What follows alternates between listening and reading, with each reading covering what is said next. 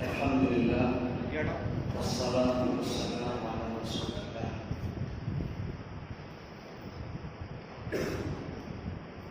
علماء عزیز، آج میں اپنے کو بہت مظلوم محسوس کر رہا ہوں. 40 سال سے ندوے میں پڑھا رہا ہوں. کتنی نسلیں ہیں جو پڑھ کے نکلی اور ندوے کے کتنے استاد ہیں جو میرے شاگرد ہیں. آج میرا عقیدہ چلتا ہے. پورا عالم اسلام اللہ کے فضل سے مجھے مانتا اور کہتا کہ ابو الحسن الصغیر یہ سلمان حسینی. ندوے میں کچھ کتنا پرور شر پسند افراد اس کوشش میں لگے ہوئے کہ سلمان کو یہاں سے نکال دیں. بتاؤ میں نے کوئی غلط بات تم سے کہی کبھی؟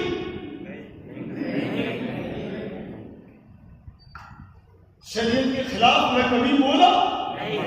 میرا جرم یہ ہے کہ میں بدماش سعودیوں کے خلاف بولتا ہوں، بدماش کے اماراتیوں کے خلاف بولتا ہوں، میں بدماش سیسی کے خلاف بولتا ہوں، میں یہودیوں کے خلاف بولتا ہوں، صلیبیوں کے خلاف بولتا ہوں. یہی میرا جرم ہے. یہاں پہ کچھ لوگ ہیں جو کہتے ہیں کہ پیسہ بند ہو گیا، ان بدماشوں کا، حرامیوں کا پیسہ بند ہو گیا، تو اس لیے چاہتے ہیں کہ سلمان کو ہٹا دے تاکہ پیسے کی بارش ہو. اس کے لیے انہوں نے صحابہ کا موضوع اختیار کیا. صحابہ میری جان ہے، صحابہ میرا دماغ ہے، صحابہ میرا دل ہے. جو حضور پر فدا، میں ان پر فدا. لیکن جو حضور کے لاڈلوں اور شہیدوں کے قاتل ہیں، جنہوں نے حضرت حسن کو زہر دیا، جنہوں نے حضرت حسین کو شہید کیا، حضور کے خاندان کے پھولوں کو مسل دیا، جنہوں نے حضرت فاطمہ کا کلیجہ چھلنی کیا، جنہوں نے حضرت علی کی خلافت راشدہ کے خلاف ایک ظالمانہ ملوکیت کا نظام چلایا، ان کا ساتھ دے کر میں جو علی کا فرزند ہوں، حسین کا فرزند ہوں، حسن کا فرزند ہوں، میرے خلاف پوری فضا بنائی جا رہی ہے تاکہ سعودیہ خوش ہو جائے، تاکہ امارات خوش ہو جائے، تاکہ حکام خوش ہو جائے، تاکہ پیسہ ملے. نام صحابہ پر میرے بیانات ہیں، صحابہ پر میری کتابیں ہیں. سب سے ضخیم کتاب 650 صفحے کی فضائل صحابہ پر میں نے تیار کر کے شائع کروائی. تو میرے ساتھ یہ ظلم ہو رہا ہے. اور یہ مولانا توحید صاحب کیونکہ مجھ سے ملتے ہیں، محبت کرتے ہیں اور حق کی بات کہتے ہیں اور ہماری آواز میں آواز ملاتے ہیں، ان کو ندوے سے نکال دیا گیا. اے لوگوں، یہ عدل ہے؟ یہ انصاف ہے؟ خدا کی قسم اگر تم اللہ کا انصاف چاہتے ہو، اللہ سے محبت چاہتے ہو، نبی سے محبت چاہتے ہو، صحابہ سے محبت چاہتے ہو، اولیاء اللہ سے محبت چاہتے ہو، تو تم یہ کہہ دو کہ ندوے میں ہم یہ ظلم نہیں ہونے دیں گے. انشاءاللہ جیسے میں نے آپ لوگوں سے کہا تھا کہ سنیچر کے دن مسجد میں میرا بیان ہوگا، جو روکے اس سے تم نمٹنا. بیان ہو کے رہے گا انشاءاللہ. کوئی طاقت اب روکے گی نہیں، کیونکہ اب یہ ظلم کا گہوارہ بن گیا. ہمارے بزرگ، ہمارے محترم، ہمارے سرپرست حضرت مولانا رابع صاحب دامت برکاتہم، جن کی ہم عزت کرتے ہیں، احترام کرتے ہیں، وہ میرے محبوب ماموں ہیں. ان کے بارے میں، میرے بارے میں غلط فہمیاں پھیلائی گئی کہ میں نے مولانا رابع صاحب کی بے ادبی کر دی.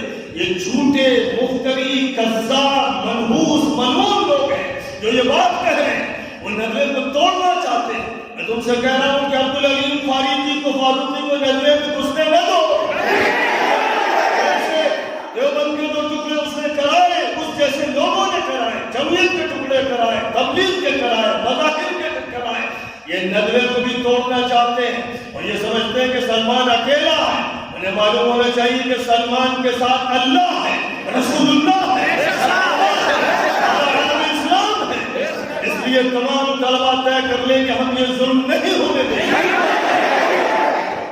اتنا صبر کرو. صبر کرتے کرتے میرا کلیجہ چھلنی ہو گیا.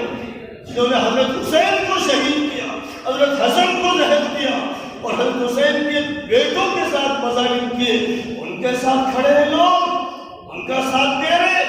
اور اہل بیت اور فاطمہ رضی اللہ عنہا سیدۃ النساء العالمین، ان کے خلاف، علی کے خلاف، حسن حسین کے خلاف ظالموں، باغیوں، طاغیوں کا ساتھ دے رہے.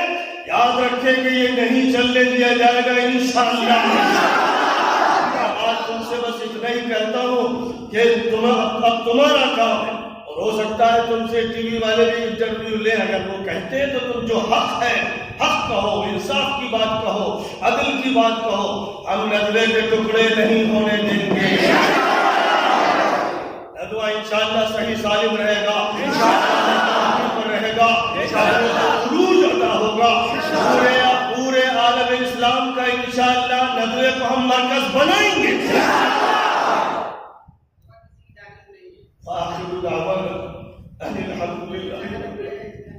میرے دل پر چوٹ ہے، میں نے تم کو پڑھایا اور 40 سال سے کتنوں کو پڑھایا، کیا میں غلط بات پڑھا؟